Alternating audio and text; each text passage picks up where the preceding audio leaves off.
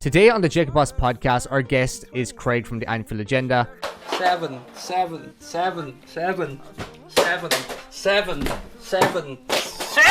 fucking 2!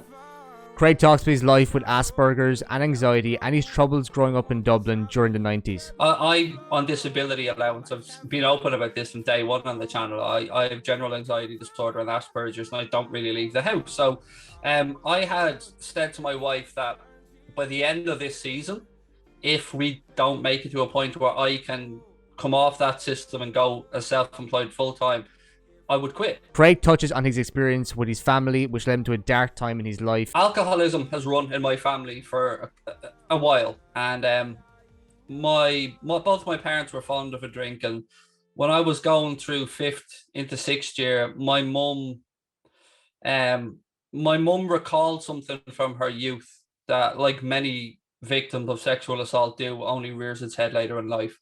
And my mum had been sexually assaulted by her sister's husband, who would be a lot older, and that came to fruition and caused obviously a massive impact on our family.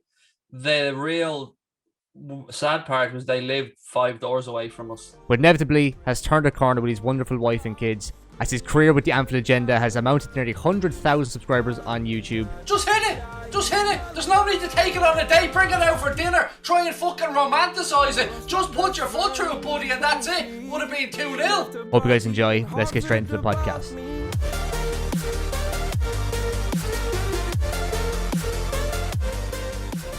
Hey, dude. Yeah, how are you doing, Craig? How are you doing, bro? Not very long, to be honest. I'm only on bed about an hour. What's your, I'm curious, what's your schedule like at the moment with like the Anfield Agenda and stuff? Mental, to be honest. Like most of it's back end stuff with meetings with potential sponsors, management companies, fucking stuff like that. Just boring stuff that I've no interest in. All I want to do is make content. I don't care about the other side of it. It's dull as... Yeah, I'm with my Mundo Sporto as well, the new channel. It's really busy. Like this international break's great because that gives me 2 weeks to kind of do very little, the bare minimum. But at the same time, you've got partnerships that we've got to live up to, and other stuff behind the scenes. There's so much exciting stuff that I can't talk about that could potentially be happening in the next 6 months that really excite me, but I wish I could tell the world about. But I've learned my lesson about speaking too early on things. Yeah, I really appreciate you coming on because obviously you're really busy, as you said, but I'm a massive fan of the Anfield Agenda. Like I've been watching you for well over a year, I'd say, probably at the moment. I can't remember when it was exactly, but it was definitely around... It was last season, the end of last season anyway. But I remember I started watching you like a lot after the Aston Villa game, the 7-2. You were like all over TikTok and stuff as well. It was amazing. What was that actually like? Because you guys were doing well up until that point, but I feel like your channel just went like mental. It blew up completely after that, like live streaming after that, like hit Twitter and TikTok and stuff. What was that like?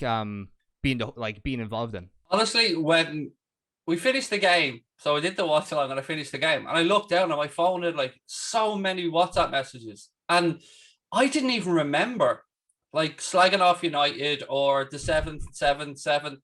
It was just in the moment. I didn't even remember doing it. So when Connor said that's going viral, I said to him, "What's going viral?" I didn't even know what happened, and then he said that 7-2 clip. I was like, "Oh, great!" It was brilliant. It did unlock a load of doors for us. I mean, we were growing very well until that point, but like that got us Boyle Sports on board, 4-4 or 433, who have like over 1 million TikTok followers and Instagram followers, and ESPN asked could they use the content footage. It just went nuts, and it even made its way onto Irish radio as well. I think onto Today FM and a few other bits. It was it's something I deserved. Let's be honest. I deserved all the banter that came my way. But yeah, it was just a fluke moment that happened naturally. It wasn't planned. Obviously, nobody knew that was going to happen. But as I said to everyone before, I was saying 7-7-7-7-7 because I was buying myself mental time to try and process what the hell was going on in front of me. I couldn't figure it out.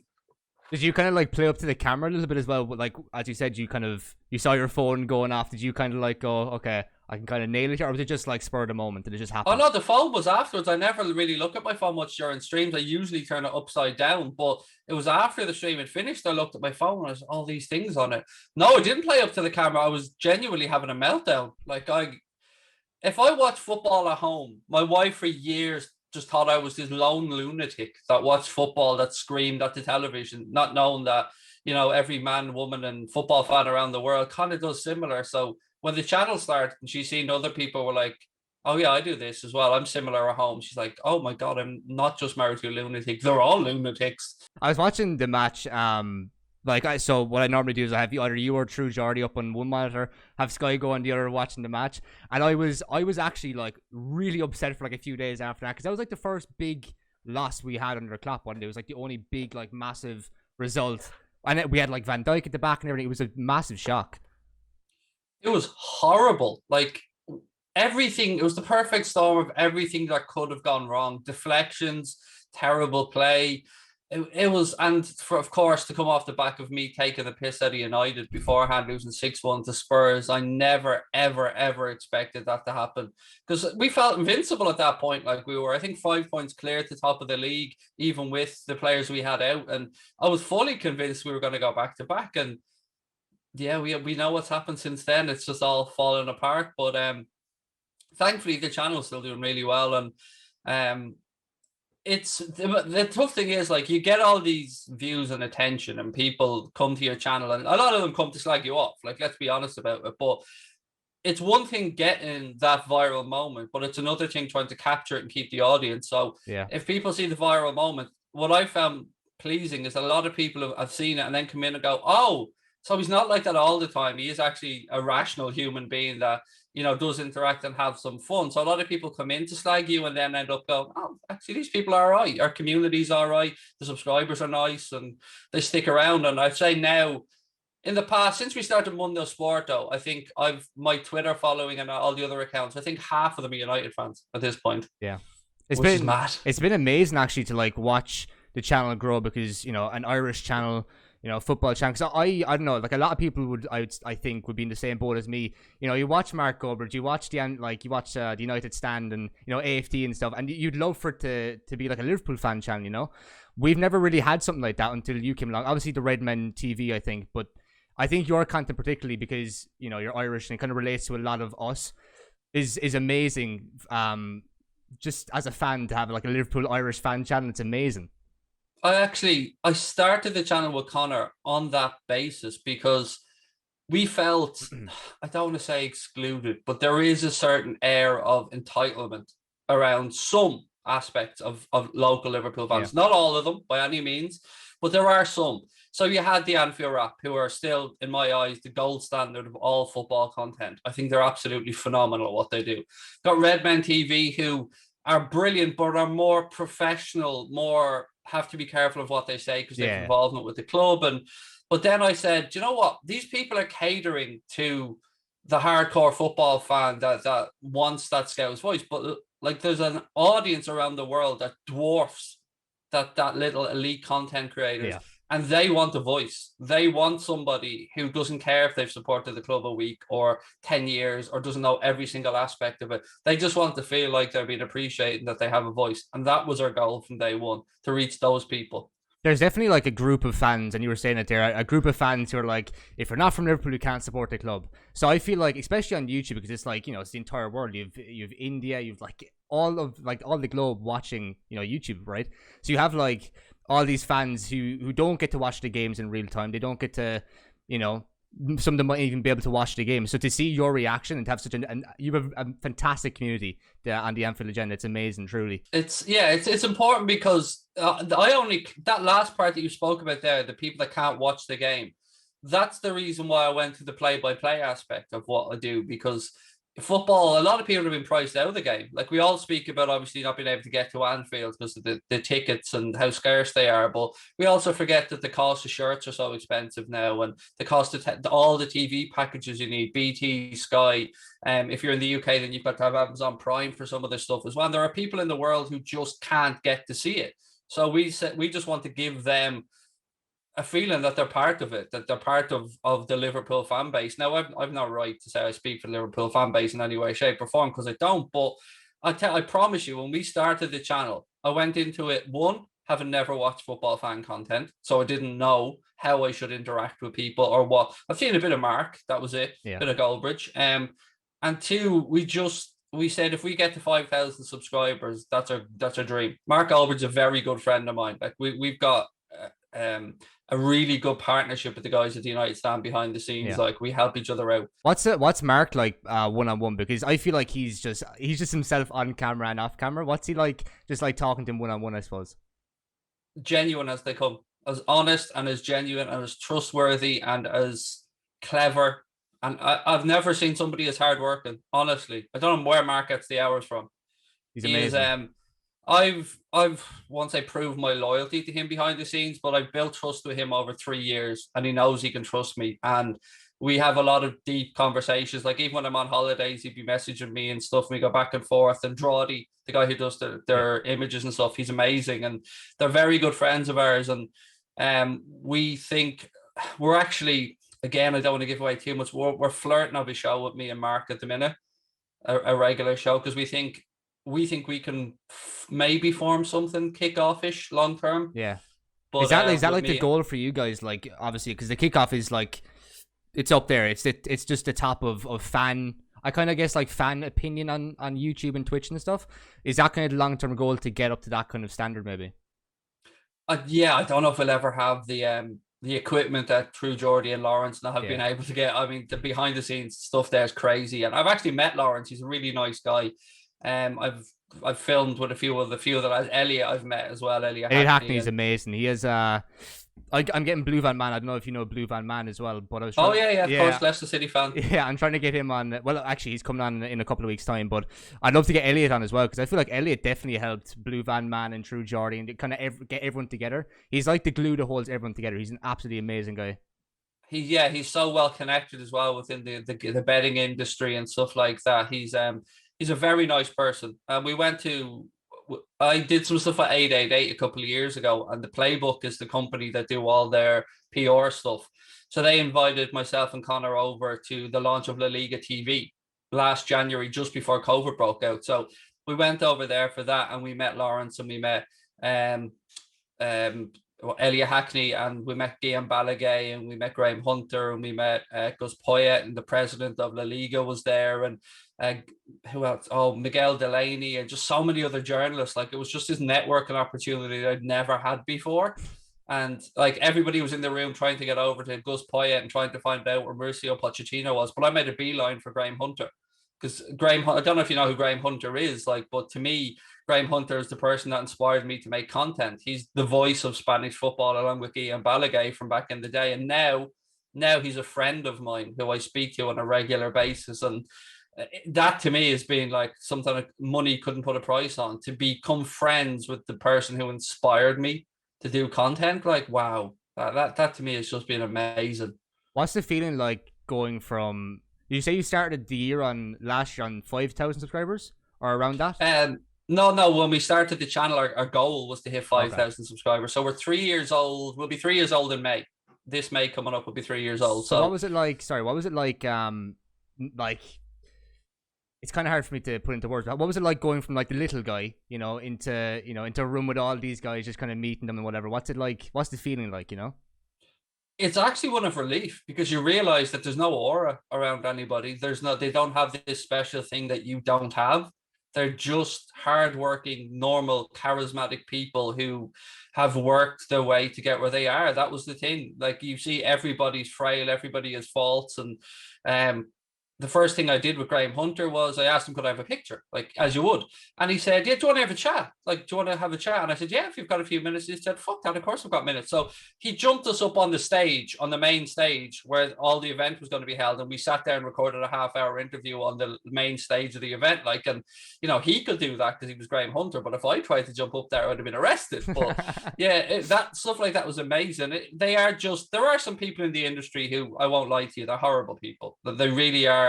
They'd stab you in the back as quick as look at you. But there are some really good people. Jack, mate, is one of the nicest people you will ever come across. Michael Ramsey, the Irish guy, absolute comedy genius. And I've been Togden, lovely guy. Just so many people that have made it. And I look at them and go, I'm glad you made it, because you deserve it from both your human perspective and the work you put in, because they really are lovely people. Then you've got other guys. I love all the different forms, like Expressions. Expressions would be a mate of mine, but not my style of content. Yeah. It's different style of content, but God, when we get together and we record stuff, you leave it smiling. Like you spent your time with him and you smile because he's such a funny guy. Troops is again another lovely guy. Yeah, I've been really lucky, and I don't know what I've done to deserve to get the following that we're getting, but I'm very grateful for it. That's all I'll ever say is I'm very, very grateful. Do you think you're going to ever try and get guys onto Sky or whatever? Because I feel like your channel in particular is very like fan interactive, and it's kind of like, you know, it's like you and the camera kind of thing. Do you ever think you'd ever go onto mainstream television like Flex has done from the eye to stand and stuff? No, I have a rule. It's called the cunt rule. If I can't say that word, I won't go on a show. That genuinely from day one, I've had that rule. I've turned down jobs presenting for radio, national radios in Ireland. I've turned down a media opportunity in Spain to go and live and work over there. It's really weird because this is my baby. Like myself and Connor, this is everything to us. And somebody offered to buy a stake of that office recently for a significant sum. And I said, no, I want to do this. I want this to succeed. And then I want Mundo Sporto to become a launch pad for young creators. So that's why Jack Gill does a lot of stuff on there. Dave has a party, Corey from the West Ham Way. And I want to bring through and help guide the next generation of YouTubers who don't understand that they don't need a manager. They can represent themselves. They can sort their own brand deals. And I want to create a bespoke agency to help bring those through. And then I want to do a lot of stuff locally. I want to set up and open up a full recording studio for the youth centre here in Gorey, so I can teach kids that there are other ways. You might not be able to go to college, but there are other ways you can make an income and a living in this day and age. And I want to give a lot back. So yeah, hefty ambitions, I suppose, but a social responsibility is something that I take really, really seriously. That's amazing. There's a lot of people who would be in your position and wouldn't try and give back, or you just focus on, you know, going further and further and further on their own and not helping out the little guys. I was curious, like, who is behind the Anfield Agenda along with you and Connor? Is there any other guys with you guys like working behind the scenes? Not really. No, it's mainly just me and Connor. We do have Jack Gill, who's come on board recently, who does some stuff with us. Steve Bold, who does our podcast. He was part of he used to be a former BBC presenter. But that's it. No, it's 99% me and Connor.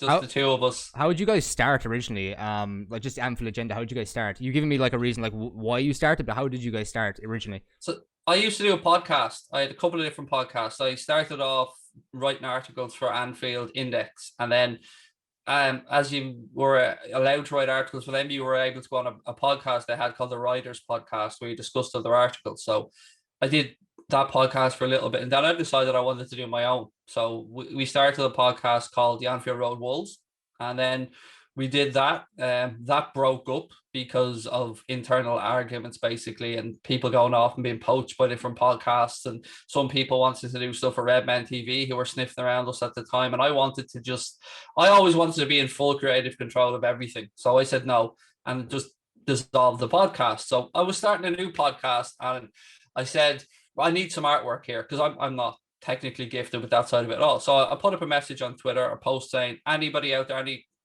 designers who can make me a logo. So one guy got in contact with me, and then Connor got in contact with me. And I said to Connor, look, this guy said first that he'd do it. If he doesn't, I promise I'll get back in touch. So the other guy was flaky, and I messaged Connor, and he did the logo, and he did it like straight away.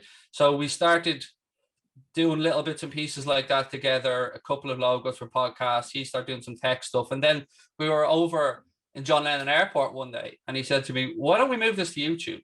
And I said, no, mate, I'm 36. I will be laughed off YouTube. And he said, trust me, I know YouTube. It's my age demographic, because Connor's only 22 now. Yeah. And he said, trust me on this. I know the back end of YouTube.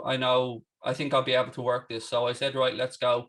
And then we sat down, we came up with a name, and then we were sitting in the coffee. I don't know if it's a Starbucks or a Costa. I can never remember which one it is in John Lennon Airport, but we were sitting there, and he still has the napkin that he scribbled down the name Anfield Agenda on. And then we were immediately going onto Twitter and Instagram to see if we could get all the acts for Anfield Agenda. Yeah. And Twitter, somebody had it, but it gave it up. So we were able to grab it. And that's it. That was it. From that point, we then decided we're going to do it. And I went on my first live stream. I think it was about 3 hours long. And I just sat there, and as people put in a question, I'd answer it. And that was it. That's literally how it started. It's a great Watch-alongs came much later. it's a great name. Like, it's so brandable and merchable as well. Whenever I'm thinking of like a logo or something like that, I'm trying to get one designed for this podcast. It's a fucking nightmare. But it's, you have to try and vision it on like merchandise and stuff. Do you guys have like stuff planned for merch and stuff in the future? Not really. We don't think. We think yes, but not for Anfield Agenda. More for like WFM, which would be our phrase and stuff like that. Yeah. Some merch ideas, yes, but again, the business side of this is always second to us. First is good content. Second is it going to be, is it going to work for our audience? And everything else we just maybe naively assume will fall into place. If you make good content and people like what you do, the rest of the stuff will come naturally. And that's what we found. Like, but no, you have to have that big offer like that. That's what I'm hoping that someday myself and Mark get that offer, because I think myself and Goldbridge together in a kickoff style setting would be brilliant. And look, it'd be so easy for me to fly over once a week to the UK, like when COVID calms down, to record these things. Like, would you ever like think about moving to the UK to do this stuff, or are you strictly just Ireland? Would you always just stay here? No, I'm absolutely open to moving. My problem is though, I don't know if I'd move to the UK or if I'd move to somewhere like Dubai or Florida. Yeah.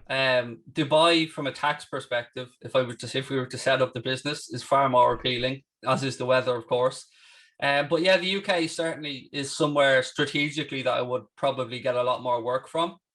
But thankfully, it's only an hour flight to most places in the UK, so it shouldn't be able to stop us. But yeah, it's exciting and it's scary at the same time. Like, it's mad to think, especially your generation, you are growing up around YouTube. Yeah. I didn't.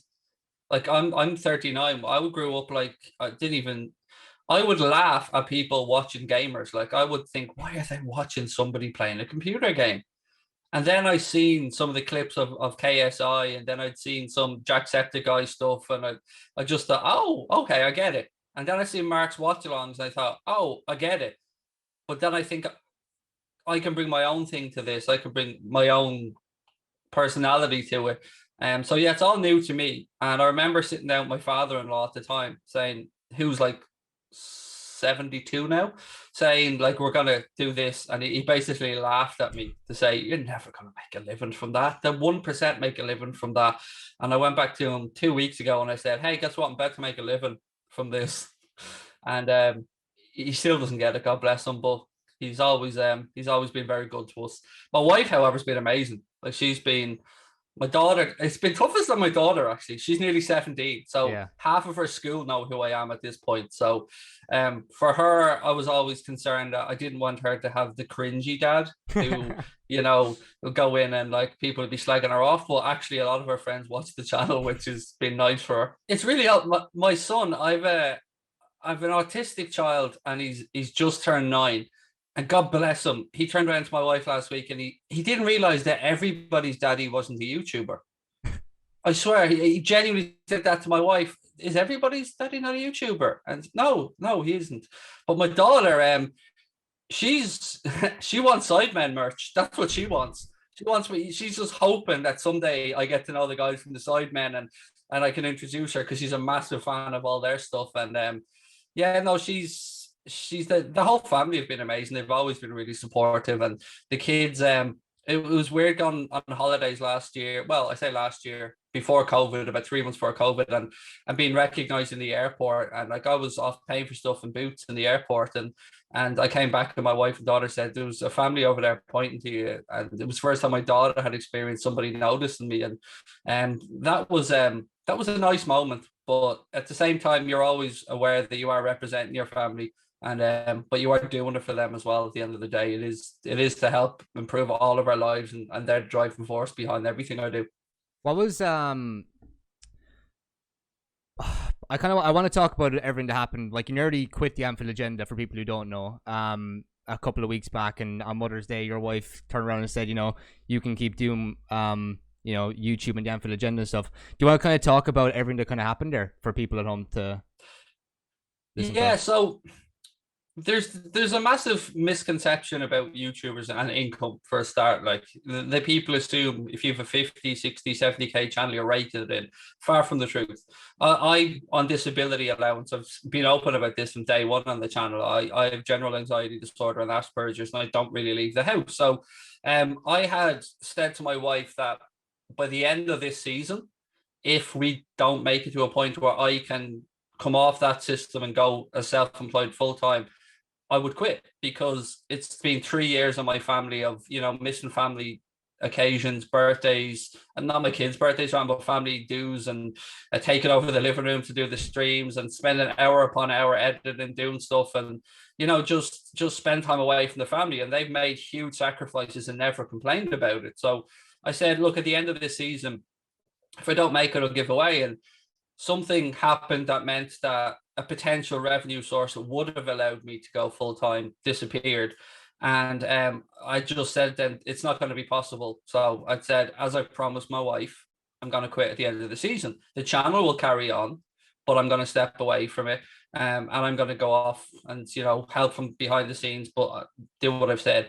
On Mother's Day, my wife said to me, there's no way I can let you do this, because I see how happy it makes you. I see the real you on there. And I think it's been better therapy for you than anything that you've been able to do with doctors or anything. And she said, I know you're close. I believe that you're close. Don't give up. And I think you'll be able to get there.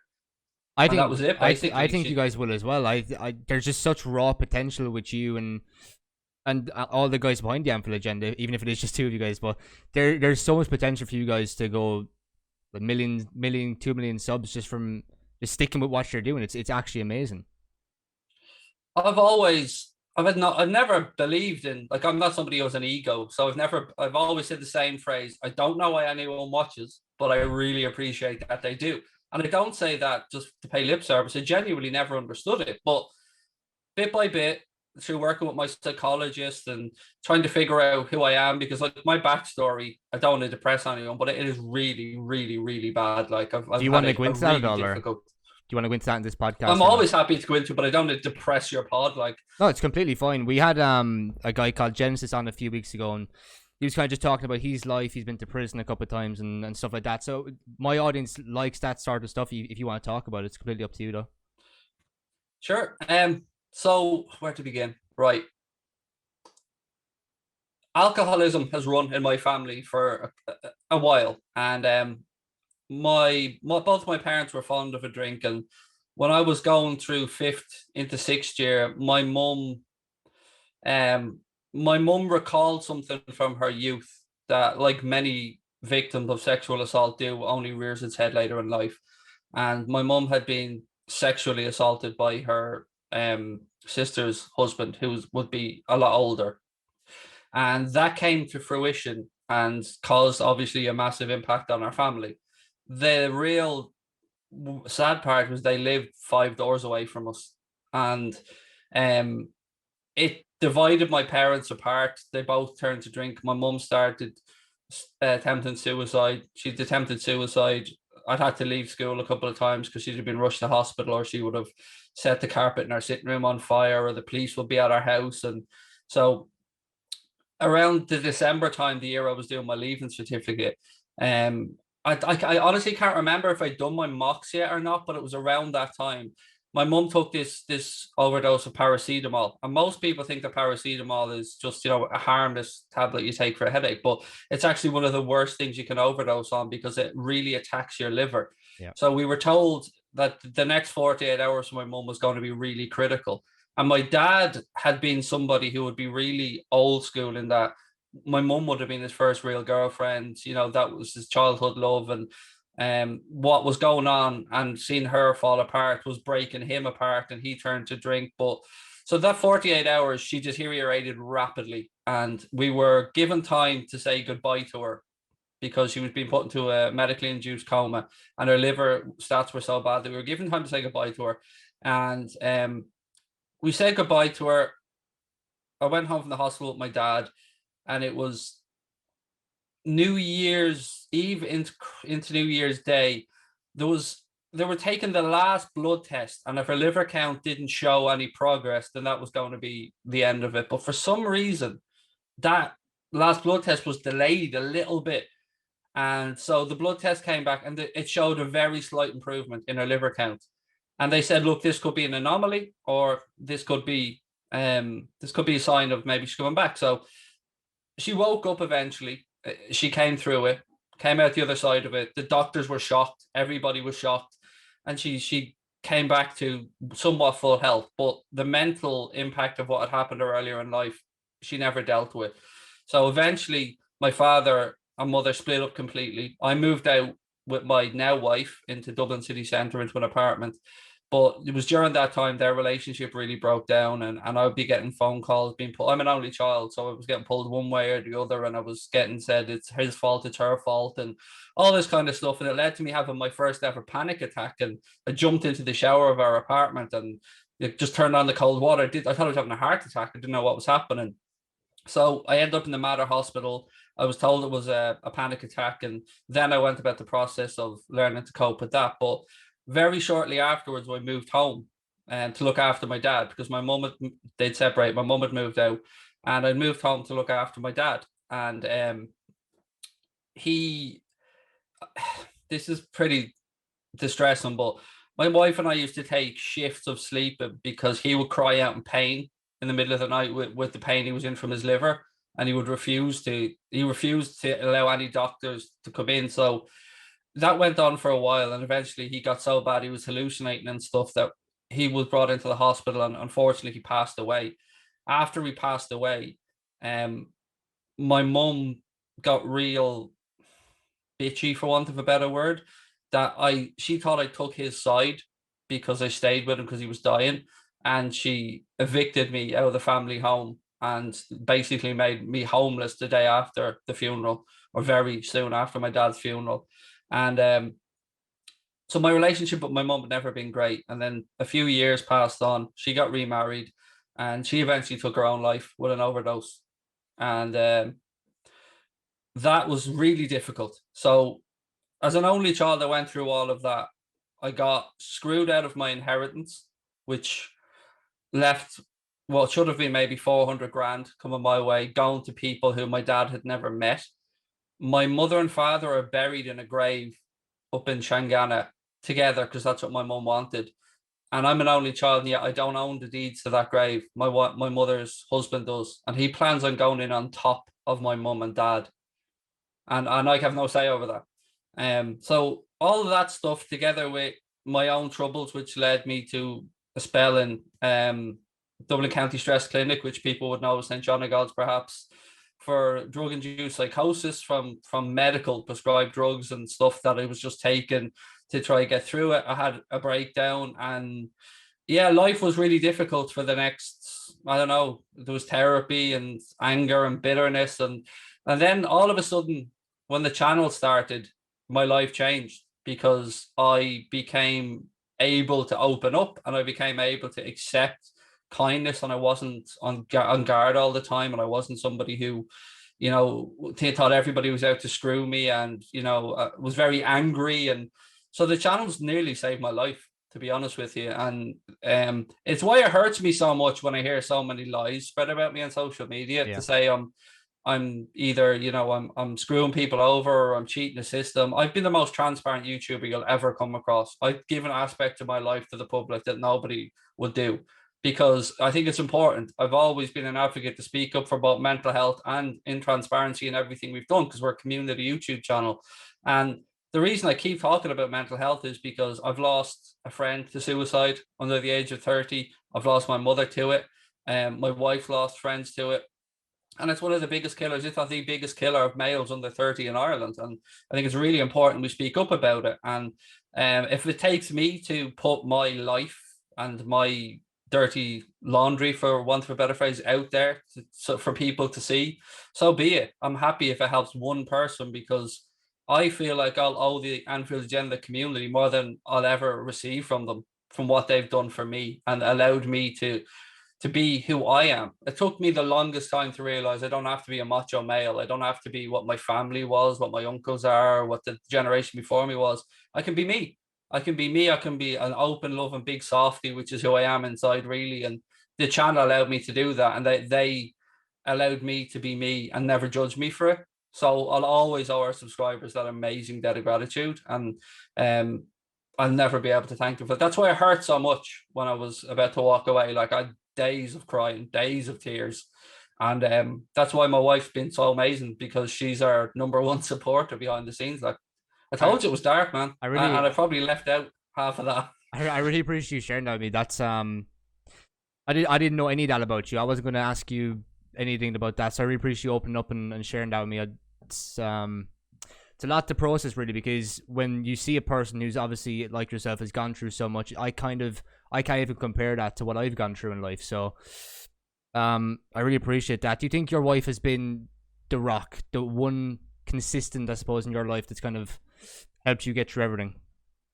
100%. Never wavered, never did anything but stand beside me. 100%, through the lowest of the low to wherever the best of the best might be. The only constant I've had in my life has been her and her mum and dad, because my in-laws are amazing. And her brother's cool as well. But yeah, my wife, 100%. She is the strongest person and the most humble person I think you'll ever meet. Like, she is so content in everything in her life. Like, she just wants to have her husband and her 2 kids and have the heating on and food in the fridge, and she's happy to go. That's just not a bother over. She's not high maintenance. She doesn't ask for anything. She's just happy. She's just happy to have the life that she has, and I've learned a lot from her. You said a minute ago about being in the center of Dublin apartment. What was that like? Because I feel like in Dublin, especially, the house prices and like rent especially is extremely high. What was that like going through that for you and your wife, I guess? Well, at the time we'd moved in with my best friend as well, so there was 3 of us in the apartment. To me, it was petrifying, and I don't know why I did it, because moving to a city centre was a stupid move for me. When I didn't know I knew, how do I say this? I didn't know my anxiety issues were as bad as they were, so I spent a lot of my time inside that apartment. I didn't go out too much. It was actually on Mountjoy Square, just near enough to Croke Park, actually. Yeah. And yeah, it was difficult. We the rent is ridiculous, as you said. I think we paid about €1,400 a month at the time, and this was gone back. That would be actually 20 years ago.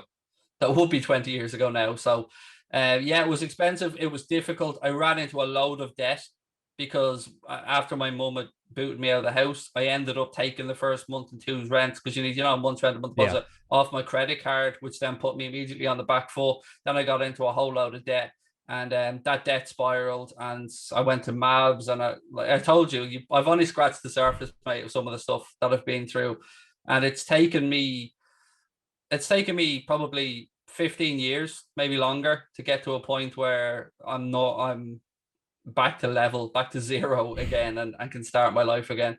Do you think did you realize you had Asperger's when you were younger? Did you feel like you had that? You were kind of like certainly a little bit different to everyone else, or did you kind of like figure it out later in life? I was diagnosed at 34. I always felt like an outsider. I say that, but yeah, I would have been a fairly popular person. So what I mean is I mimicked a lot of stuff. I learned to model other people's behavior, and I learned what was acceptable and what wasn't on the fly. And I always said, even when I met my wife at 19, I said, I've always felt there's something different or unique about me, and I've never been able to explain what it is. I've always felt like I'm capable of something, but I don't know what. And it never made any sense to me. So when I got diagnosed at 34, I think it was 34, it felt like everything in my life made sense, particularly the anxiety, because so you think of anxiety, you think, right, let's go sit on a psychiatrist's couch, go to the root cause, find that one moment in your life that made this anxiety happen, talk through it, work it out. But to learn that there was no moment, that it is just part of my wiring, it is just part of who I am, was a massive relief, because I stopped searching for the reason. And I just accepted that anxiety is part of who I am. And that was huge for me. Like that, everything made sense once I got that diagnosis. Now I'm extremely high functioning. Like, don't get me wrong, I've got a good leaving cert. I was supposed to study psychology and French, only for, my father passed away and I didn't get a chance to go to college. But yeah, no, it tied everything together for me. Absolutely. And it came because my wife spotted in my son very, very early that he was showing signs of autism. But I wouldn't have had a clue. My wife was on the game again, on the money, spotting just patterns of the way he played with his toys and his frustration. And you know what the funny thing is, when I look back at it all, I see the same in my mother. And I wonder if my mother had have had the intervention that I got at 34 and the realization that I had, would she have been able to understand herself better? Because I see so many traits in her that I think she was probably on the spectrum as well. But in her generation, it just absolutely would not have been noticed. Do you feel sort of like an obligation to, I don't want you to take this the wrong way, but almost like give your son a better life than the one that your parents gave to you in a sense? No, because I've spoke about the difficult times with my parents. I was also spoiled rotten. Like I was very well looked after. My dad worked 2, 3 jobs. My mum worked, and up until the teens of my life, I had a brilliant childhood. I always brought on holidays, always looked after, always brought out. Felt very loved, very safe, very secure. I just felt that they had their own demons that they had to battle. Like my dad's dad died when he was 13. So, my granddad died at 37. My dad died at 45. So I always thought, I got to beat these markers. I got to live longer than these. But unfortunately, both were down to drink. And look, we know in a lot of Irish families, drink plays a big role in most social occasions. And for my dad, obviously, with the breakup of his marriage and stuff, unfortunately, he turned to it as his crutch, and he just couldn't get out of that hole. So I don't drink at all. And it's not that I want to give my child a better life. It's just that I want them to understand the world a bit better than perhaps I was able to be explained by my dad. And I was brought up to go to taekwondo. I was brought up to around boxing. I was brought up in football. I was brought up to be a tough guy, for want of a better phrase. And that was never me. Like, there was one time where I was being bullied by a group of people, and they got me against the wall one day on the way home. There was about 5 of them. And it's because I came from a private estate. They were from a council estate. But I grew up in a council estate. But because my dad worked 3 jobs and worked really hard, he wanted to buy this house. So we bought this house. And so anyway, they pinned me up against the wall one day, and they were about to kick the shit out of me, and I just about scrambled free and got home. And I didn't go out then for a few days after that. My dad said to me, "Why did you go out?" And I explained the story. So my dad's way of dealing with it was to put me in the car, drive me over to where he knew they'd be, stand me in front of them and say, "I believe you have a problem with my son. If any one of you wants to go over to the field with him right now and have a fight with him, we'll deal with it right now, and that'll be the end of it." So one of them spoke up, the gobby one, and we went over to the field. I kicked the shit out of him. We came back, and I never had any issues with him again. And to this day, I'll have a pint with this person. I've become friends with them. Like, we've moved on, but that was his way of dealing with. He was old school in that style of things. Whereas with my kids, I'm a lot more open about things. Like with my daughter, I'd be far more open about sexuality and stuff like that. That would have been my parents, like, off limits and things like that. So I hope your job as a parent is to like be a mixture of your child's best friend and also to let them know if they step out of line, there will be consequences. But I don't want to give them a better life, because I feel like I had a good life by my parents. Like, I don't want it to come across in any way like I wasn't loved or looked after. Like, my dad was an extremely popular figure locally. He coached our football teams going through, did a lot of good stuff in the local area, and the church was packed to the rafters when he passed away. So he was a very loved man. I'm proud to be able to call him my father. He was my best friend. And that's why it hurt so much. That the big struggle for me was, why couldn't I save him? Why wasn't I enough to have him stop drinking? And that he never got to see his grandkids and all that type of stuff. That's the stuff that still hurts. What was it? You do a lot of stuff for Pieta House. And you said one of your friends had obviously a battle with probably depression and stuff. Has Pieta House ever been in contact with you guys to do like some sort of event or some sort of charity event to kind of like raise awareness for mental health and stuff? No, we're doing stuff with our sponsor on the channel, Boyle Sport, where we have a charity bet every week, and all the winnings from that go. We've decided are going to go to PA the House, but we've had no formal conversations with PA the House. There's also a really, really good local place here called Talk to Tom in Gorey, where I live, which do great work in the community again with suicide prevention. And I just want to keep speaking up and keep drawing attention to it, because during COVID, people, particularly young people, have probably felt and experienced things they've never felt before.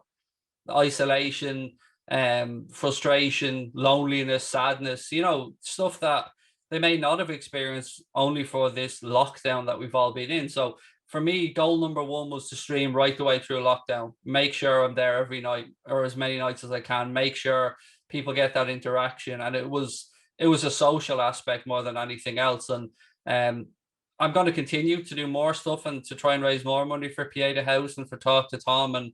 And as I spoke to you earlier on about, I want to eventually do some, set up stuff with the youth centre here in the town and help them understand the side of technology and podcasting and YouTube and stuff to help that generation come through, and to show people that it doesn't matter if you have a disability or if you're your personality trait is one way or the other, or if you're very introverted.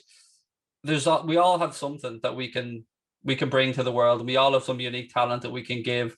And it's about getting people to understand that even if I don't know if I'm allowed to curse on your podcast, you're fine, bro. I have this phrase where I say we're all fucked up in our own unique way, and I mean that in an endearing way. Like we all have dirty laundry. We all have family problems. Nobody knows what goes on behind closed doors. So, just speak up, have fun, smile when you can. Understand that if somebody's lashing out at you, it's often because they're suffering themselves and they're hurting and they're projecting. And that's why some of the times with the trolling I receive, I actually feel sympathy for a lot of them. Like some of them, it drives me mad, I won't lie, but some of it I feel they're projecting. There's obviously something that's hurting them on it. And I recognize it, because I said to you at the start, I went through angry years where I projected a lot and I was confrontational. And so it's about trying to pass on stuff I've learned with age and time. And I may even go and train to become a counselor someday. I don't know. Did you, I'm going to touch on the social media aspect, because obviously you're an older gentleman. You're, I presume, around 40-ish, yeah? 39, yeah. 39, so sorry, yeah. So I'll never turn 40. My birthday's in September, I'm going to update to 39.1, then 39.2. I'm never turning 40. I refuse to acknowledge that number. So what was it like? I think all men believe we're 13 deep down anyway. It never changes. We always believe we're 13 or 14 years of age, no matter how old we are. 100%. What was it like growing up without social media and then transitioning into a world where it's kind of like everywhere, Like it's just everything. Far more freeing. It was amazing. Like my days were spent in groups of 10, 15 really close mates, playing football, chatting with girls, listening to Oasis, drinking in fields like we all did when we were younger. I mean, I had a great childhood in that sense. I mean, growing up without social media, the days of your dad saying to you, right, you can have a half-hour phone call on the house phone at night, or you couldn't use the house phone if somebody was on the internet because you get this coming down the line. And yeah, it was a big change. Absolutely, it was a huge change. And sometimes though, I see good parts of social media, and what I don't like is the addictive nature of it. So like you always looking at your phone, see, did I get a like? And if you get a like, it feels like you've won something. If you get where I'm coming from, It feels that adrenaline boost that you have. And I don't like that a lot of the social media platforms seem to be driven by anger and hate that drives integration and comments and clicks and emotion. I suppose fan channels can be the same. I mean, emotion probably does drive a lot of fan channels as well to some extent, but I'm really, really passionate about trying to remove the toxicity from football fan content, because I don't think there's any need for us to be belittling each other's channels. Like if I can't admit that Bruno Fernandes is a good footballer or Harry Kane is a good footballer, then I have no place speaking about the sport. And I'm shocked that some people find it strange that I'll say those things and question my support of Liverpool. I'm a football fan. I have my own club, but we all fell in love with the game because of these amazing moments. And social media has two sides to it. It has the beautiful side that unites people, raises awareness, raises money at times for some very needy causes. But I think we're starting to see more people speak out about the downside of it now, the racism, the homophobia, the xenophobia, stuff that just doesn't have any place in society. And then the cancel culture aspect of it as well. But I think sometimes it can go too far either way, if I'm being honest with you. Like I personally don't like a comedian like Eddie Murphy, say, being pulled up on something he said in 1986 in a stand-up show. Now, Yeah. you know, when times were different back then, like I've said stuff 4 years ago that I wouldn't say now. So I can only imagine what it would be like for somebody who it was around 20 years ago. Like even looking at my dad's generation to my generation, and my generation to my daughter's generation. Like I look at your generation and my daughter's generation and Connor, and I look at them and I'm filled with optimism. I don't know if you remember this story, but there was a child, and I can't remember what county the school was in, but his family were asylum seekers, and their family were just about to be removed from Ireland, and the child was either a fifth or sixth year in the school, and the school rallied together to get that decision overturned so the family could stay, and it was all led by the pupils in that school. They lobbied the government because they seen this guy. I can't remember. I think it was an African country he came in from, but he spoke with the thickest culture Irish accent you'd ever hear. By the way, obviously born and raised in this country, obviously an Irish person, with obviously his own family roots. But it was so beautiful and so moving to see his friends just stand up and say, no, this family are Irish. This family deserved to be here, and they got that decision overturned. And stuff like that makes me so proud with the next generation coming through, because sometimes I think it goes too far on some things, but my God, they aren't afraid to stand up for what they believe in. I have so much appreciation for the schools and stuff, though. That can inspire kids to, and give them the freedom as well to kind of like do this sort of stuff and to kind of be inclusive. I feel like Irish sector schools in particular have been incredible over, especially the last decade, with trying to integrate everyone in, try and get people from other countries in to kind of like almost integrate them into our kind of way of doing things, because obviously there is still a massive racist culture in Ireland with, you know, comedy and just generalizations and stuff like that. So I've nothing but respect for schools that can kind of like get all the kids together and, you know, build something bigger and teach them a real life lesson, because I feel like a lot of school is just like sit down, learn this, do your homework, all that stuff. So it's really nice to see stuff like that, to be honest. Yeah, it's lovely, and to see, as you said, pupils and the schools both stepping up to realize that, you know, there is power in unity, and social media can be used in that positive way. It was certainly a very heartwarming experience to see the students do that. Obviously you don't have to say anything if you don't want to, but what's your young fella's life like in the school with obviously with autism? What's that kind of like for him, and the school system kind of for him? So you hear this one phrase around autism, early intervention. It's always spoken about. So at the time that we say we, again, I want to give credit to my wife. My wife thought that my son was autistic. He would have been 4, just about 5. And we contacted the HSE. And again, I'm not having a dig at the HSE here. It's all down to funding. But we would have been talking 18 months to 2 years to get him diagnosed. So they're 2 very important years, 4 to 6 or 5 to 7, 2 very important years. So we were left with this quandary. So what we did was we sold our car. I sold the frame Steven Gerrard shirt that I had. And when I say car, we could drive in a banger at the time, so we got no money. And I bought an even bigger banger. And I used that money to fund the private diagnosis for my son at a place up in Sandyford. And they were brilliant. And so we got his diagnosis, and we were very fortunate, and we got the last place in an autism specific I don't want to say play school, but what's the phrase I'm looking for? A creche, possibly? Preschool. Let's go to preschool. You got the last place for 1 year in an autism specific preschool unit in what's the town just down the road? God, I can never remember that. Anyway, just down the road from Gorey.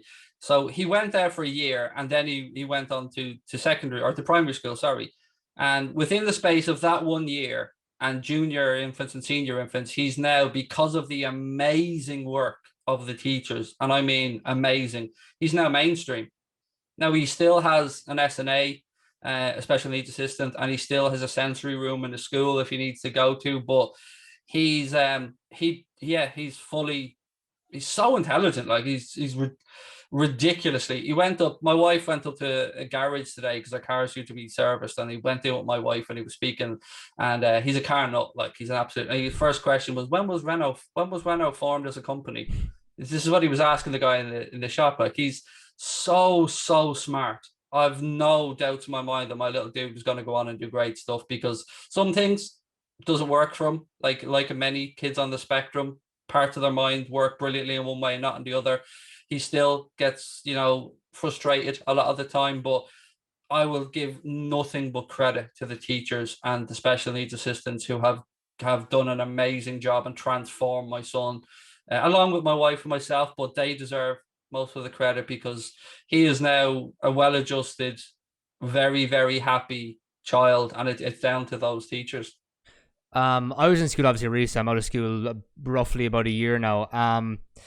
There's a lot of stigma around SNA teachers specifically, like, the regular kids. They're like, oh, look at this guy, like the SNA mainly, he's not a real teacher and stuff like that. That drives me absolutely mental. I'm sure there was probably, interactions with me in an SNA where I was kind of like, a bit cheeky or whatever, but there's always something with SNAs, and I'm so appreciative that they can still do their job, because the amount of stick, and even in my school, and I feel like my school's a quite open, progressive school, it was quite difficult for even SNAs to try and just do their job. What was it like? What are the SNAs kind of like for your little lad, I guess? Amazing. Just part of the class. I think the kids all just accept that at the age that they're at, that they're there, and they're there to help the students. And sometimes you might need time out to burn off some energy and run around, or sometimes you might need a little bit of help because he's frustrated. And every parent that has a special needs kid, no matter what that need might be, will understand how amazing SNAs are and how fortunate we are to have them. And as I said, we're really fortunate that my child Lucas goes to an Educate Together school, which has a sensory room and so much stuff for kids with autism on the spectrum, and so many ways for them to be able to burn off that energy, have that quiet time. And we're very fortunate that they've been able to meet and not even just meet his needs, but go past his needs and the needs of other children. And it is remarkable to see what can be done and the understanding of it, and how many more children are being diagnosed early now as well, which is so important. But SNAs, I have family members who are SNAs, and again, they're just amazing people who deserve nothing but respect. And it takes a special type of person to do those jobs, and you can see the people that are suited to them, because the kids love them. They run up and they hug them straight away, and you can just see the respect, and it goes both ways. You can see the admiration, the love they have for the kids as well. I want to talk about your interaction with Twitter, because you obviously your account on private, but you recently went private. What's your whole situation with Twitter, and how you kind of use Twitter, I guess, for you and Anfield Agenda, I guess? I have a love-hate relationship with Twitter. I love being able to interact immediately with people and have fun, but I hate being trolled in a way that I do, because some of the stuff you read about yourself, like being doxxed, your address being made public, pictures of your family being doctored, threats that have come through to you. And let's be frank about this, Twitter do nothing. They do nothing to protect people. They say all the right things, but they do nothing. So my decision is, do I need to be on there or do I not? I think I need to be on there from one perspective. And another part of me, it's just pig-headedness, in that I'm not letting these people get me off an app. I probably will go back off private at some point, but I don't feel I'm strong enough mentally yet to deal with it. So I think being on private adds me that little layer of protection that, I genuinely search every account that requests to follow me. I go through their tweets to see, have they been slagging me off? Doesn't matter what club they support or at. My Twitter is filled full of fans of different clubs. That's not a factor. It's just, what type of person are they? Are they people who are on there belittling other people? If so, I don't want that to do with them. So I'm just trying to clean up my timeline to make it more fun for me and those that I interact with. I feel like for me personally, Twitter is very important to grow I guess my brand. Because with podcasts, you try and get guests on, and you kind of hope that the guests will kind of share the podcast and stuff. So Twitter for me is a very valuable asset, but at the same time, Twitter can be one of the worst places to You know, it can really fuck with your confidence. Same with actually the YouTube comments. I would personally say the YouTube comments are worse because these guys they just don't have a clue about what you do, and they kind of just look at a video and they're like, okay, I'm just gonna put my opinion out there. I'm gonna be a dickhead today. You know, most of them don't even look at the videos, though, don't you? You know, most of them are responding to your titles. Yeah, exactly. And they see some sort of clickbait and they're like, okay, this guy, I see what this guy's trying to do. He's trying to, you know, he's trying to clickbait me or whatever. And they're like, okay, I'm just gonna slander this guy. What's he look like? Oh, he's, you know, and they just type that keyboard warriors. What's your kind of, because I've always thought of like turning the comments off on YouTube. Would you ever do that for the Anfield Agenda? No, I think the power of YouTube is great because you see some comments. And look, if any constructive criticism is always welcome, I'm always willing to interact, take feedback on board and discuss stuff. But you're right, there are people who just come on to troll. But the beauty of it is one click and they can never comment again. That's the control I love on YouTube. And we probably have, not to exaggerate, an extra 25,000 subscribers right now. If you see in our block list, because we're so determined that our platform stays a safe, fun, friendly place for those, because our community is more important to us than the numbers. It always has been, always will be. So for me, YouTube's fine. I don't mind. I flick through the YouTube comments. I actually find they're a lot less toxic than Twitter. Twitter for me it's been the cause of a lot of sleepless nights, a lot of tears shed from my wife and daughter, a lot of threats, a lot of lost sleep, and a lot of heartache. And actually, for you, on a personal note, the crossover on platforms is less than about 6%. So yeah. It's not actually, for us on YouTube, it's not a tool that we actually need. And there is an Anfield Agenda account that has about 35,000 followers, but I don't even have the password.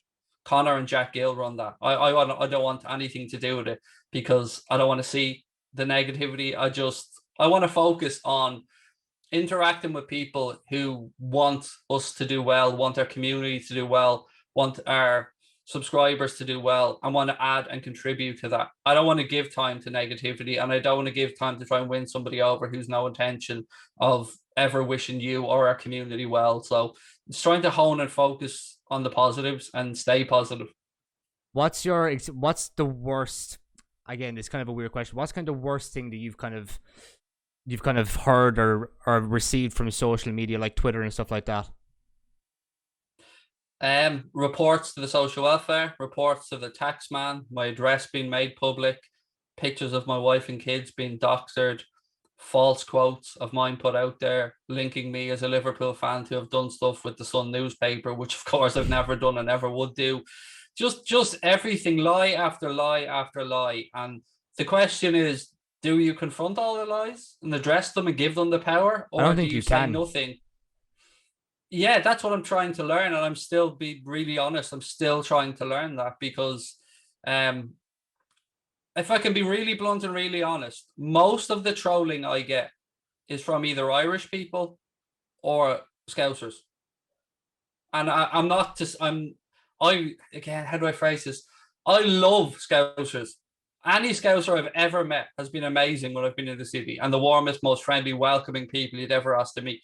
But it really hurts when it is either your own countrymen, as in Irish people, or the club that you follow, some people from that city that really seem to have it in for me the most. And I genuinely don't know why, because I've only ever spoken highly of the city, and I've only ever tried to big up my own country, and I'm so proud to be Irish and try to represent Irish people in a positive way. Not trying to say I'm a voice for Irish people, of course, but I don't get it. I don't understand the psychology behind it, because let's say I don't like your content. I'm just not going to watch it or listen to it, or I'll block you. It's simple. I'll just remove you from my life, because I don't know why somebody would obsess about something they claim to dislike. Like, these people hate me so much, but they know every single thing that I do, every tweet that I make, every Instagram post, every comment I make on a video. It's disturbing in some ways, because I don't understand why they want to live in that misery, that mindset of unhappiness. I absolutely appreciate people won't like me, and I've no problem with that. But it's the targeted stuff that gets to you, and there are reasons behind some of it. Some of it is it's targeted harassment for a reason, to try and bring you down for, how do I say this? Rivalry. Let's go with that. Let's go with the word rivalry. There's I was going through some of your Twitter posts because obviously I was trying to get some information, some question to ask, whatever. There's just a lot of I notice you don't reply to a lot of the guys who like comment just the weird shit. Like, there's a lot of guys their main goal on Twitter is just to get a reaction or to, like, ratio or all that just nonsense. Do you think just ignoring them is the best, like, approach to just, or do you think giving them a reaction or, like, leaving them alone is kind of the best way to go about it? It depends what it is. Sometimes I like a bit of fun. So if it's a genuine wind up, I don't mind biting back. Not biting back. I don't mind having fun with somebody. But if it's somebody who's intent on doing one thing and it's clear that they're only there to try and get a reaction out of you, I would love to say that I don't bite, but anyone who watches my streams knows I'm an emotional person, and that carries on into other aspects of my life. So what I would like to do is I'd like to get 3 of these people and just speak to them. Just the 3, let's say 3 of the people who hate me the most, and just get on a Zoom call with them perfectly privately and just sit down and talk to them. Because I promise you, if you sit down and speak with me, you'll have a different opinion of me, because I'd love to know why they hate me. I really would. I'd love to know what I've done on them, because it's normally reaction based. I guarantee if someone come on into a Zoom call with you here, they'd end up being like a massive fan of you, because they just if you're nice to someone, the likelihood is you'll get a like. But if you're mean to someone and you're addicted to someone on social media, the likelihood is they might bite back, and that's just all they want. They just want that adrenaline. So I guarantee if someone come onto a Zoom call here and talk to you, they'd be your biggest fan. The thing is, like, they accuse me of so much, and they accuse me of making money off the back of the club and this, that, and the other. Firstly, and I'll repeat, I have never taken a wage from Anfield Agenda. Never. I have donated money to food banks. I have bought jerseys for families who've been struggling. I've bought Easter eggs. I've sent money to people. I've done a lot of stuff that I don't want, and I never do publicly, because that's people are entitled to dignity as well. But I've done loads of stuff that these people will never know, and probably more for the cities they represent than they'll do. And they still feel like that they can say that I'm making money off the back of a club and that I charge for content. All our content is free. It always has been free, and it always will be free. And the making money off the back of the club thing is particularly frustrating, because do they have the same feeling for the local guys who are selling T-shirts that are, ripping off Nike or ripping off the North Face, or the lads who sell scarves out in the shops, or their mates who sell pins? Or no, they don't. They've no problem with anybody else making money off the club. They have a problem with somebody who isn't Scouts making money off the club. And I don't make money off the club. I give away almost everything that I make from Anfield Agenda, because I am on disability and I do not take a wage, because I would not be a beneficiary. And I'm in the process of trying to make a bridge from the social welfare through to get into the channel, and doing it transparently as well. But yet the lies are still out there. I've been reported.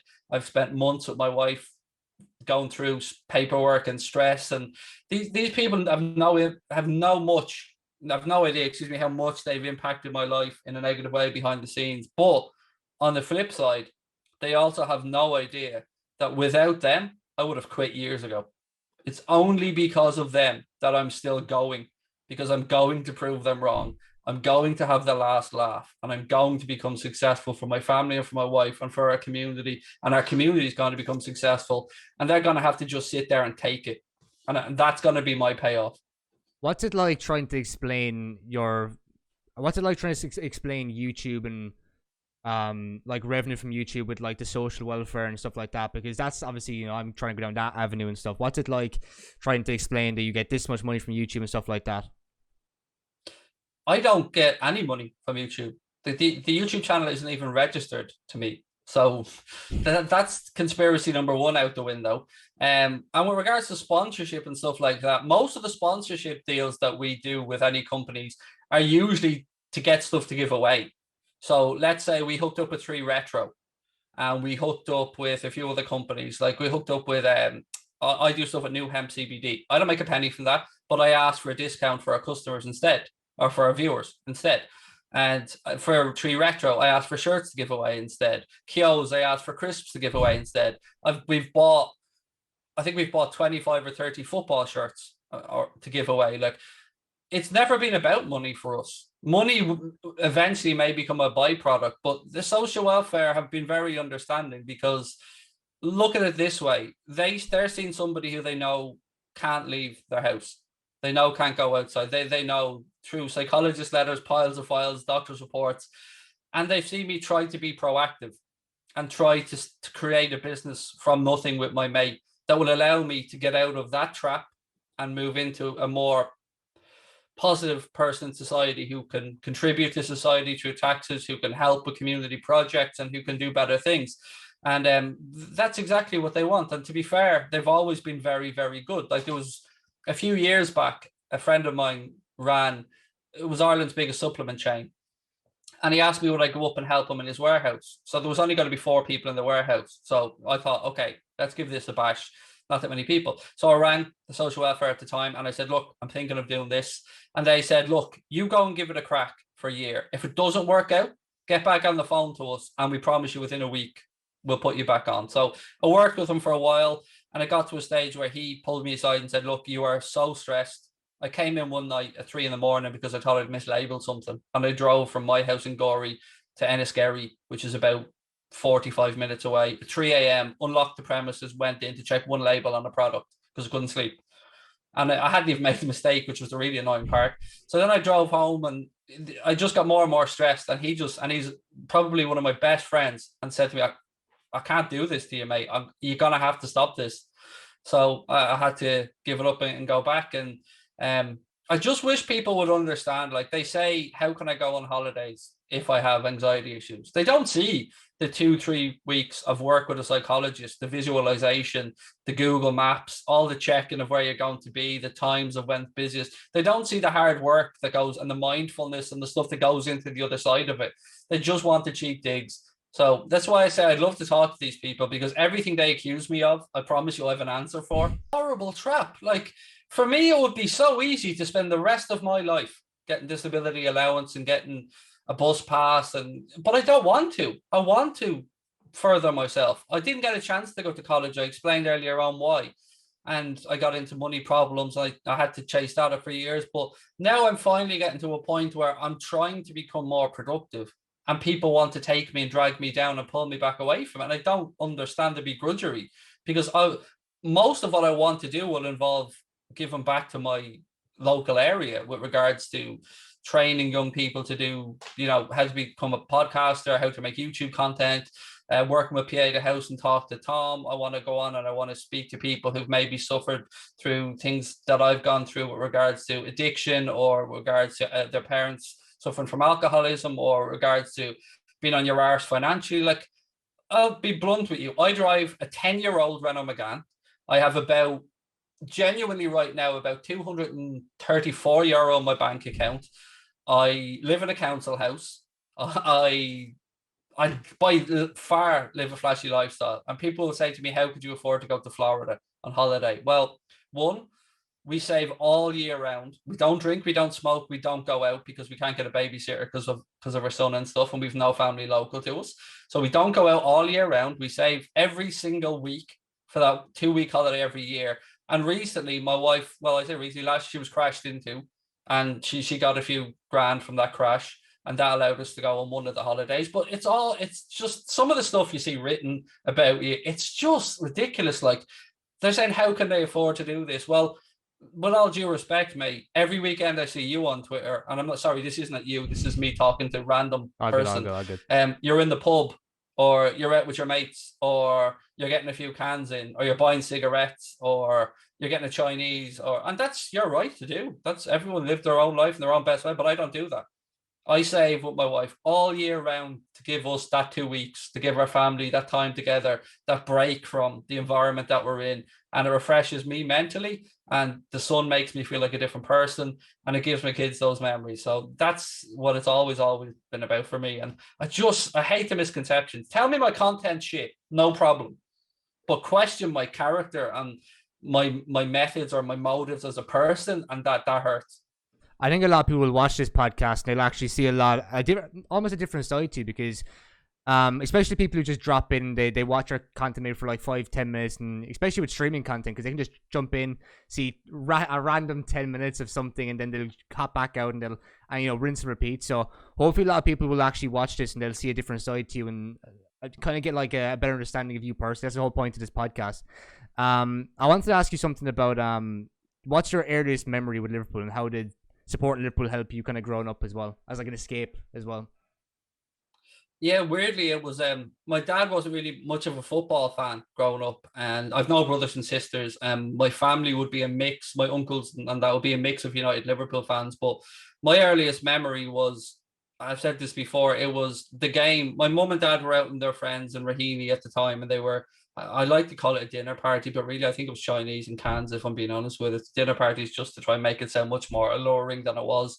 So they were in the kitchen and I was in the sitting room and I was watching this game unfold in front of me on the pitch. And my earliest football memories were of Barcelona because we often went to Mallorca on holidays, and my first football jersey would have been a Barcelona jersey. And I remember Antonio Zubizarreta, the Barcelona keeper, and all that kind of stuff. But I was about 8 years of age and I was sitting on the sofa, and it was the year Arsenal beat Liverpool 2-0 at Anfield to win the first division title with that late goal. They had to win it by two clear goals.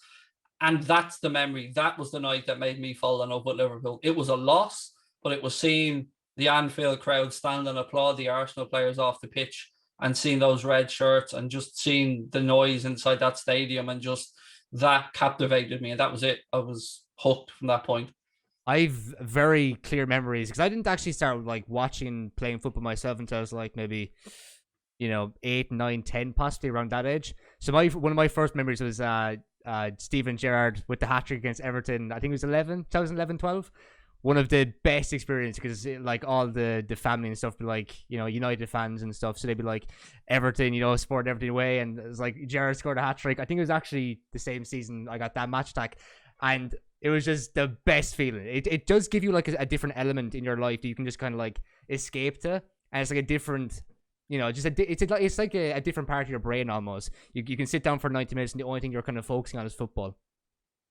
It's my only hobby. It's my only passion. I have nothing outside of this. Like, football is it for me. I watch 15, 20 games a week. Don't care what league it's in. Don't care who it is. If there's football on TV, I'm watching it. If it's not, I'm reading about it. It consumes me. And if Liverpool lose, even the dog leaves the sitting room. Like, everybody knows, just don't come near me for at least half an hour because I need to process it. And it affects all of our moods. It's amazing what football can do. Yeah. It can lift you up so high, like that Barcelona game, that comeback. That to me is still my favorite moment of the channel. And I look back on that, and we had like, I think 13 or 14,000 subscribers at that point. And that moment to me, that comeback, that whatever else happens in my life, that will be like the highlight of my life, probably, with regards to content and stuff. Just being with people on a stream, seeing that magical moment happen. It was brilliant. Top came off, wife came in with a box of tissues because the tears were flowing. It was just amazing. I remember I used to do something similar with when I first started in YouTube. I used to do like watch alongs. I think it was around 2016, and I remember streaming the it would have been Dortmund in the Europa League. Was it 4-3 or something? Lovren with the header goal and stuff. Oh, he leapt like a salmon from the River Boyne, just bang into the corner. Yep. Yeah, that was my first like proper like, oh my god, like it's actually insane because I started following Liverpool like Kenny Dalglish, Roy Hodgson, Kenny Dalglish, Rodgers. It was like there's a dodgy like 5-year spell there. So when Liverpool started like winning stuff again, I was like, what the fuck? I remember the Barcelona game that you were saying there, like I was just buzzing. Like there was no one killing my mood, and I was running downstairs like, Dad, look what happened, look what happened. I didn't have a clue. I didn't watch football, but it was amazing. I don't think I slept for 2 days after that. I just couldn't come down. The adrenaline of, one, being on a stream when it happened, and two, the game. I remember that Dortmund game that you mentioned, actually. I spoke earlier on about my admiration for the Anfield rap, and I'll never forget hearing them recording the post-match podcast after that, and John Gibbons came in, and his voice was gone. He was completely pissed. He'd had loads of beers, and he was topless, waving his top around the studio, and it was just raw, pure emotion, and it just encapsulated what it means to all of us. That's one of my memories of that Dortmund game, which is odd because it didn't happen on the pitch. What was your feeling when you were, because you were obviously, you probably watched the AC Milan Liverpool game 2005. What was that like? Oh, I was there. Oh, you were there in Istanbul. Yes, That's yes. amazing. What was that like? The atmosphere and stuff. It was class. It was weird. The Ataturk Stadium, where it's going to be held this year, is completely different to what it was in 2005. It was like going across a desert wasteland to get there. It was crazy. I When you got to the airport on the way home, like it almost, they were just shuffling people onto planes. They didn't even give a shit which direction you were going in, and it was bedlam. It was so disorganized to get out to the stadium. You were walking across wasteland at times, and you seen lads in taxis with crates of beer, and it was madness. But it was, I think, Kelly Cates or Kelly Dalglish, whichever way you like to know her.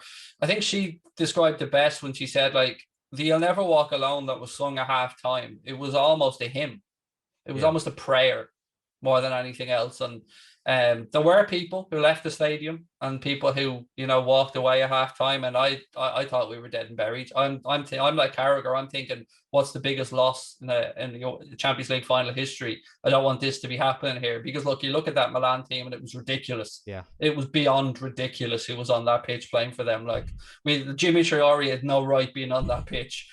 And yeah, it was amazing. And then 2007 in Athens, I went as well, and that was a very different feeling. But it was great. It was expensive, but it was something I'm glad happened. And I didn't get to go to Kiev. I didn't get to go to Madrid for financial reasons at the time. But just being able to do that was amazing. Being able to see Liverpool lift the European Cup was amazing. What was when you went to the 2007 one? What was the Milan fans like? Because they were obviously like, revenge. Because I don't even think they expected the comeback in 2005. What was it like, the Milan fans there? Were they like kind of tense, anxious, or were they like, revenge, revenge, revenge kind of thing? I got there early. I always try and get to the stadium as early as I can, because I don't like the crowd. Like, I don't like to build up the crush yet. Well, not the crush, but the pack outside. So I got there early, so I didn't really have too much interaction with them. I kind of just went directly from where I was staying out. But the weird thing was, we probably deserved more to win the 2007 final. I think we played better than we did in the 2005 final. But look, I wouldn't swap the miracle of Istanbul for anything. That was truly, truly amazing. Like, just as I said, like I remember doing a video before with the United fan questioning whether their comeback against Bayern Munich was better than ours, and I'm just like naming off like Pirlo, Shevchenko, Kaká, just naming off Crespo. superstar after superstar, and then naming like our players and going, and we did it. Like, it defied logic, it defied sense, and Dudek was like nearly on the 6-yard box, saving some of the penalties at the time. So we'd never get away with now. Yeah. What do you think of the current Champions League draw for the rest of the season, I guess? It's I'm happy the side we're on, put it that way. I think look, people can say what they want. Revenge is going to be going through Liverpool players' minds. It is. They can say what the Klopp will say all the right things, and they will prepare in the right way, of course, but it is on their minds. There's unfinished business there. I think it'll be us and Chelsea in the semi-final, and I honestly think that's a pick 'em. I think that's a 50-50. It's 100% 50-50. Even looking back at the league game, it was a very... I think Chelsea did deserve to win the game overall, but like Mount's goal was nice. It was, left, was it Trent for dead, and was it Kabak maybe as well? I can't remember exactly, but it was very 50-50, but I think Chelsea kind of edged it. So I was kind of thinking maybe revenge as well in that Chelsea game, to be honest. Yeah, I think that they deserve their win when they played us in the league. I mean, they played better. I'll give them, and Everton as well in the derby. I think they deserve their victory as much as that hurt. And I think it will be a 50-50 game. I wonder how much of what Chelsea have now is the new manager bounce. Yeah. Because there's no denying, like, they have a great squad of players, and Tuchel has done a great job since he's come in. But, I'd much rather be facing Chelsea in the semi-final than either PSG, Bayern Munich, or Manchester City. Like, my worst fear is getting knocked out by Manchester City or losing to Manchester City in the Champions League. Man, their there's that team now. I can't stand them. Even like City fans, I'm like, yeah, I don't even want to talk to you sometimes. Like they can be really, really annoying. And for all the wrong reasons. I've not like obviously City are class, they're a great team, and Guardiola, great manager, whatever. But if we were to lose to Man City in the final, I don't think I'd be able to wake up the next day. It would just be just awful, just terrible. Yeah, there's two lots of Manchester City fans as far as I'm concerned. There's the ones that were down with the club when they went down through the divisions, that were packing out Main Road, that are hardcore, love the club to death, and know their stuff inside out. And then there's the new money, as I like to call them, who also not only sometimes don't really support the club too much, more they're glory hunting, but this new breed of football fan that supports a player, that's been baffling to me. Especially with football Twitter. Yeah, like we've got like obviously a whole heap of Egyptians who follow Mohamed Salah, and rightly so. He's a national treasure. He's a great representative of the country. But you have people who follow Messi, you have people who follow Ronaldo. Like I've never understood that, because like I'm a Liverpool fan through and through, and Messi is the greatest player for a generation. No problem saying that. Ronaldo was amazing, but like, I mean, I support Liverpool. Like, whoever comes and goes to Liverpool, like, it's the badge for me above everything else. Yeah. I was gonna talk about who you thought was gonna win the final from the other side of the draw. So you have City, Dortmund, Bayern, and PSG. Who do you think is gonna come to the final at that side? I'm gonna go kind of out on a limb, and I'm gonna say PSG. I'd agree. I know you look at Bayern Munich, and they are amazing in most areas, but if you look at the final, it took some good saves from Manuel Neuer at times to keep PSG out, and I think under Pochettino they'll get even better. And if they can get, I think whoever wins that game, whoever wins the Bayern Munich PSG game, I think gets to the final. And I don't mean that as a disrespectful sign towards Manchester City. I just think that City have this hoodoo. Like they talked about us in the Premier League, it'll be a big, big, big battle. If City go a goal down, or if City are down after the first leg of a semi-final, a lot of memories are going to come flooding back to them. So yeah. I think PSG, but the winner of the PSG Bayern Munich tie for me, I think will make it to the final. Yeah, I think as well with Bayern's high line, and you see Mbappe what he did at the Nou Camp, like there's a lot of space there. I think the biggest key in that game will be if Neymar decides to show up or not. Yeah, that, and I also think I love Verratti as a footballer. He's one of my favorite midfielders, and if he's fit and available and he's able to do what he can do, and there is no denying it, like they can be fierce on their day. They can be unplayable at times with Mbappe and with Neymar and Marquinhos at the back, but it's all on the night, isn't it? That's the beauty of this. Like it's anything can happen, and the unpredictability of the competition is what makes it so spectacular. The final's always the one that makes me the most nervous because it's one-legged. Yeah. I was going to ask you, I have a couple of questions to end it off. We'll probably call in maybe 5-10 minutes, but what's the one collab you'd want to do with any other person? Oh, realistically, or like dream? 1 second, the dog's going mental. You alright, bro? You okay? Terriers, I swear to God. I have a little Westie Scotty cross. Yeah. They think they're He-Man, don't they? Yeah. They do. Man, they just barks, and then when someone comes into the room, it's like, yeah, well, we'll just stay quiet now, yeah. What's the number one collab you'd want to do with any other person? YouTube or whatever. As in realistic, or because like Joe Rogan's going to be the answer, but really, you watch the Joe Rogan podcast a lot, yeah? Oh, religiously. But YouTuber wise, I've been lucky enough to do with Jack, mate. I've been lucky enough to do stuff with Mark, the Irish guy, Houlden. Guys, there's so many people I respect and love in the industry, but I always look at it from the point of view of who could I have the most fun with and who do I think I'd get on with. So I'd love to have a conversation with Stephen Troyes at one point, or Nico. Stephen Troyes or Nico. Stephen Troyes is 100% up there of my favorite YouTubers of all time. He's hilarious. Are you going to go on the JakeMate podcast at some stage, you think? Look, if I'm invited on at any point, if I get to the level where I deserve to be on it, because look, I'm not there, let's be frank. The people that they've had on are way more advanced in this industry than me. But if I go on, I mean, I'd have great fun with him, Stevie, or Robbie. Is a lot of your content is kind of similar to Mark Goldbridge's. Do you kind of take a lot of inspiration from him, or is it just because you're like really close friends?